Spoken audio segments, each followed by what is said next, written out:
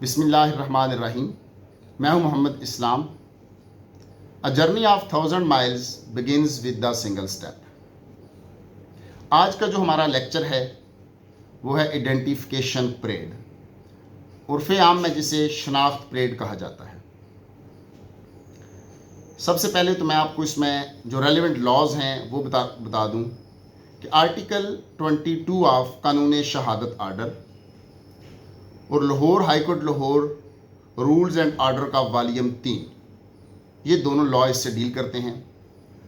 और यहाँ पे मैं जो मोअज़्ज़ज़ अदालत उज़्मा की केस लॉ है PLD 2019 supreme court page 488, PLD 2009 supreme court page 488, Qamar Anwar Ali special judicial magistrate versus the state.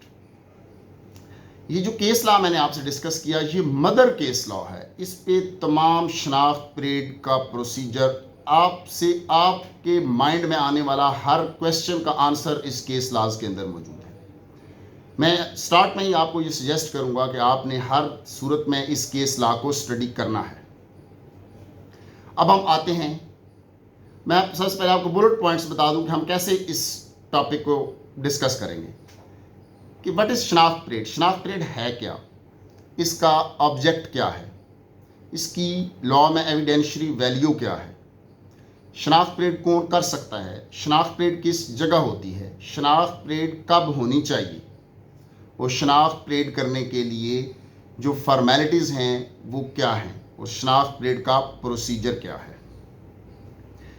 जब हम बात करते हैं आइडेंटिफिकेशन परेड, जैसे कि वर्ड से ही जाहिर है, इस test of identification of an unknown accused unknown offender, यानी जब भी किसी वकूए में कोई मुलज़म अननाउन हो तो उसको शनाख्त करने का जो प्रोसेस है that is called identification parade. Identification parade के बारे में बड़ी खूबसूरत बात है कि identification basically not the testimony of witness. Identification parade is not the testimony of witness but the testimony of the sense of the witnesses. यानी आपने देखना होता है, जो आपने सी किया, जो आपने हियर किया, उन सेंसेस का टेस्ट होता है। अब जहां पे हम बात करते हैं इसके ऑब्जेक्ट की, बड़ा सिंपल सा ऑब्जेक्ट है इसका कि to whether suspect is the real offender और नॉट, यानी जिस मुलज़म के बारे में शक है क्या वो ही इस वकूए का असल मुलज़म है या नहीं है। इसका पर्पज़ ये होता है कि कोई बेगुनाह केस में चालान ना हो और कोई गुनाहगार बच ना सके। इस बात को डिटरमिन करने के लिए आइडेंटिफिकेशन प्रोसेस यूज़ किया जाता है। अब बात हुई कि इसकी शहादत में वैल्यू क्या है। एक बात तो बड़ी क्लियर है कि ये सब्सटेंटिव पीस ऑफ एविडेंस नहीं है, only corroborative piece of evidence. यानी जो मौजूद शहादत होती है उसको इसने जस्ट corroborate करना होता है, इसके ऊपर इनसार करके केस का फैसला नहीं किया जा सकता। तो कि यहाँ मैं एक बात वाज़ह कर दूँ कि अगर दीगर शहादत मौजूद ना हो तो इंडिपेंडेंटली शनाख्त परेड की किसी किस्म की कोई कानून में वैल्यू हैसियत नहीं है। मिसाल के तौर पे एक डकैती होती है, 395 PPC के तहत पर्चा दर्ज हो जाता है, तमाम के तमाम मुलज़मान को मुस्तगीस और गवाहान जो हैं शनाख्त कर लेते हैं, लेकिन बाद में शहादत देते वक्त मुस्तगीस और गवाहान जो हैं उनको इम्प्लीकेट नहीं करते। तो ऐसी सूरत में जो शनाख्त परेड है उसकी कानून में कोई हैसियत नहीं है, उसकी बेस के ऊपर सज़ा नहीं दी जा सकती। इसके साथ ही ये बात भी बता दूं कि अगर शनाख्त परेड ना हुई हो तो इसके बावजूद भी प्रोसिक्यूशन अपना केस साबित कर सकती है।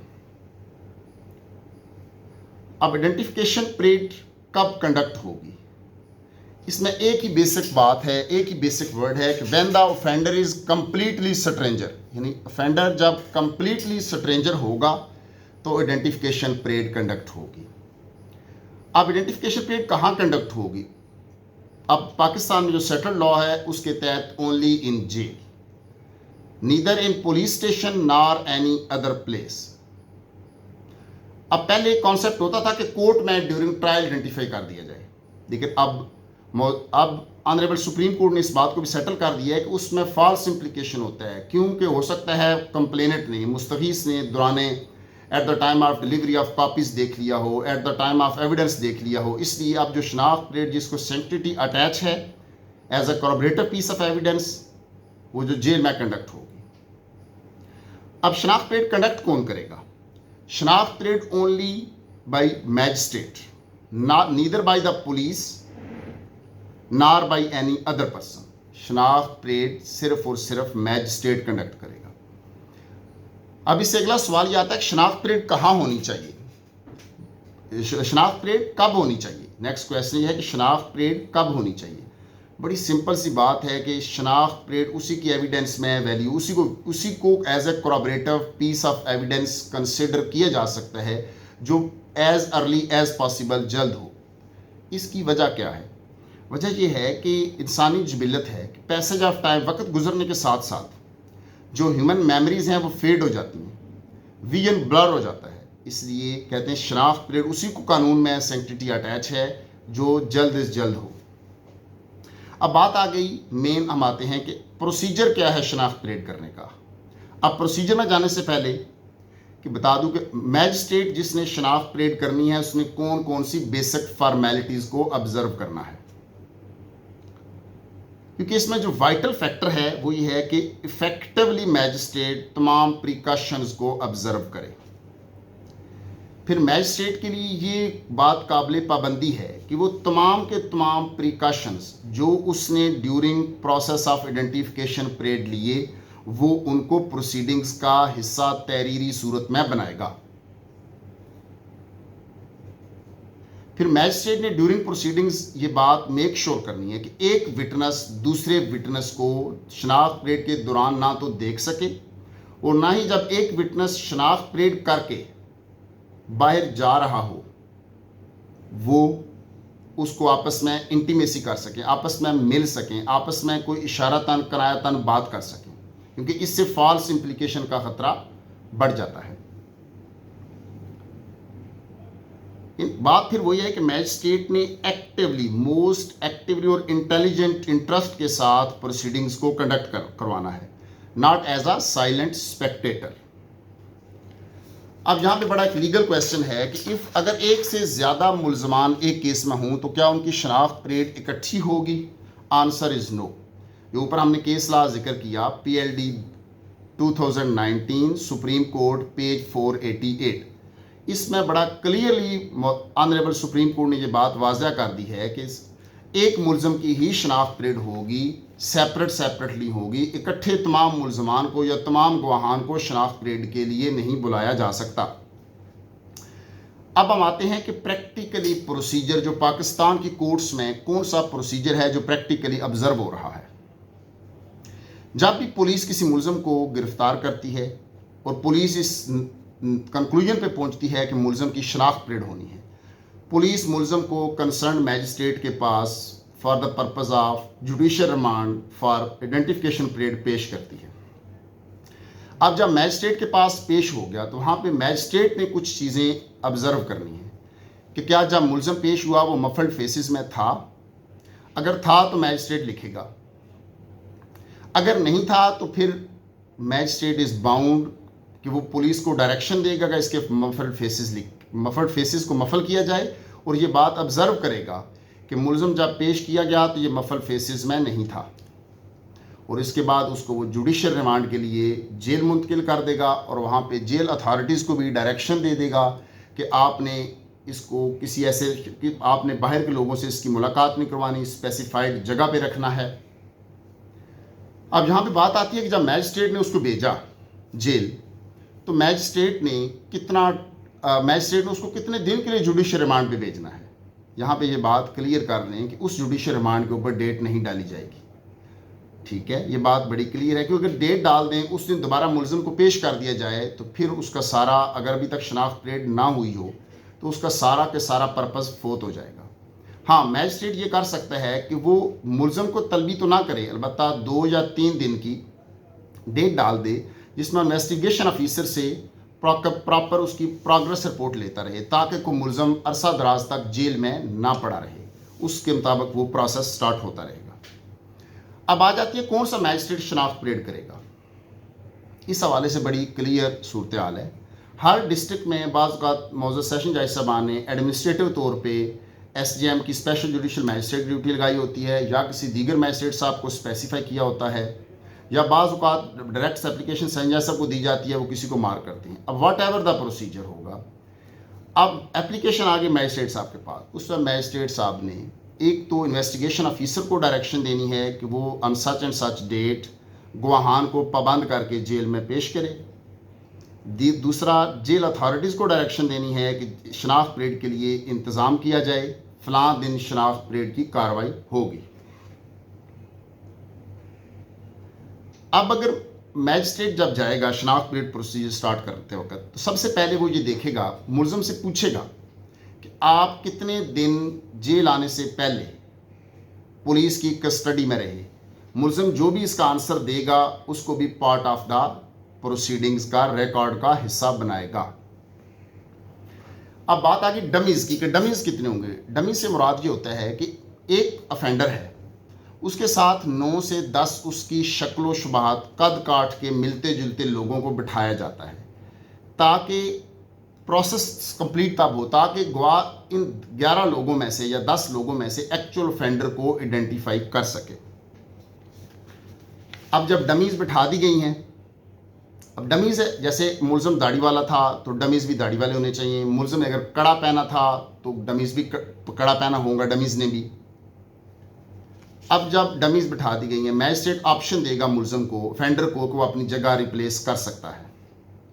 अगर एक गवाह ने शनाख्त कर लिया, एक गवाह की प्रोसीडिंग मुकम्मल होगी, दोबारा फिर उसको ऑप्शन दिया जाएगा।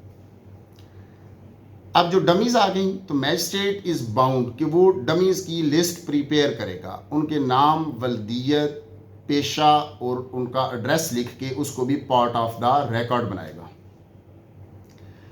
अब बात आ गई कि गवाह ने शनाख्त कर लिया। जब गवाह ने शनाख्त कर लिया तो विटनेस इज़, अब मैजिस्ट्रेट विटनेस को रोल स्पेसिफाई करने का कहेगा, क्योंकि रोल्स की स्पेसिफिकेशन मस्ट है कि जो ऑफेंडर है उसने उस वक्त कौन सा स्पेसिफिक रोल प्ले किया। मिसाल के तौर पे एक डकैती का केस है, उसमें एक मुलज़िम ने गन पॉइंट पिस्टल रखा गन पॉइंट पे मुद्दई की। अब मुद्दई ये बताएगा कि इस शख्स ने कि दाएं हाथ में पिस्टल था, इसने मेरी कन पट्टी पे रखा। This is called the specification of role. अब एक और बात मैजिस्ट्रेट ने ऑब्जर्व करानी है कि अगर उसने शनाख्त कर लिया तो मैजिस्ट्रेट उसके पूछेगा कि आपने इसको किस वजह से शनाख्त किया, कि वेदर ये आपका दोस्त था इस वजह से शनाख्त किया, या आपका ये दुश्मन था इसलिए शनाख्त किया, या as a culprit of offence आपने किया। जो वो जवाब देगा इसको भी मैजिस्ट्रेट रिकॉर्ड का हिस्सा बनाएगा। अब मैजिस्ट्रेट बाउंड है कि फेथफुली तमाम ऑब्जेक्शंस जो चाहे मुलज़िम ने लिए हों या गवाह ने लिए हों, वो part of the record before, during और after proceedings part of the record बनाएगा। अब ऑब्जेक्शन से क्या मुराद है, जैसे मुलज़िम ऑब्जेक्शन लेता है कि मुझे फ़लाँ दिन मुद्दई ने मेरी फ़ोटो बना ली थी, थाने वालों ने मेरी वीडियो बना के मुद्दई को बता दी थी, this is called the objection. यानी ऐसे कोई भी ऑब्जेक्शन अगर मुलज़म की तरफ से होंगे तो उनको पार्ट ऑफ द रिकॉर्ड बनाएगा।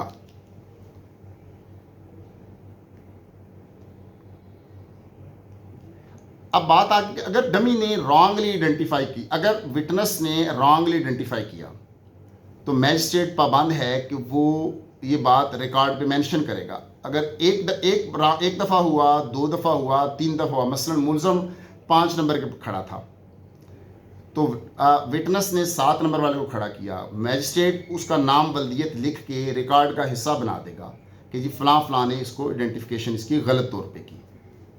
और एट द एंड जो है मैजिस्ट्रेट एक प्रेस्क्राइब्ड परफॉर्मे पे जो है as per high court rules and volume 3 Lahore high court rules and order के तहत प्रेस्क्राइब्ड परफॉर्मे पे एट द एंड जो है एक सर्टिफिकेट दे देगा।